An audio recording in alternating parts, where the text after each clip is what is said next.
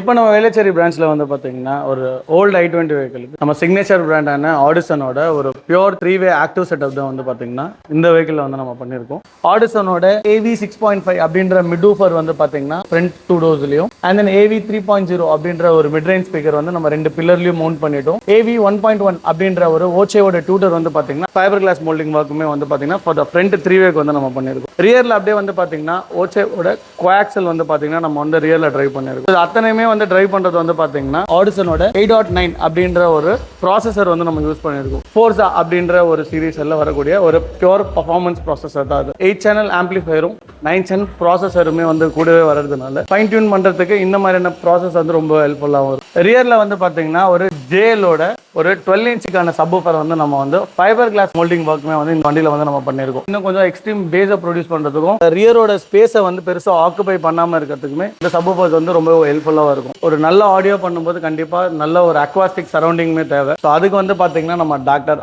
ஆர்டெக்ஸில் gallium அப்படின்ற ஒரு particular 1.8 ml வரக்கூடிய CCS சர்டிஃபைடுக்கான டேம்பிங் சீட்ஸ் தான் வந்து இந்த வண்டியில் வந்து நம்ம கம்ப்ளீட் டேம்பிங் ஒர்க்ஸ்மே வந்து பண்ணியிருக்கோம். Set of 4 doors and then complete floor, dickey, so roof, so இந்த மாதிரியான இடத்துல வந்து பார்த்தீங்கன்னா இந்த கேலியம் அப்படின்ற ஒரு ஷீட்டில் வந்து நம்ம டேம்பிங்மே வந்து ப்ராசஸ் பண்ணியிருக்கோம். இந்த மாதிரியான பிராண்டட் 3-வே ஆடியோ செட்டப் பற்றின ப்ரைஸ் டீட்டெயில்ஸ் என்கொயரிஸ் உங்களுக்கு ஏதாவது தேவைப்பட்டுச்சு அப்படின்னா கீழே வீடியோவில் இருக்க நம்பருக்கு கால் பண்ணுங்க.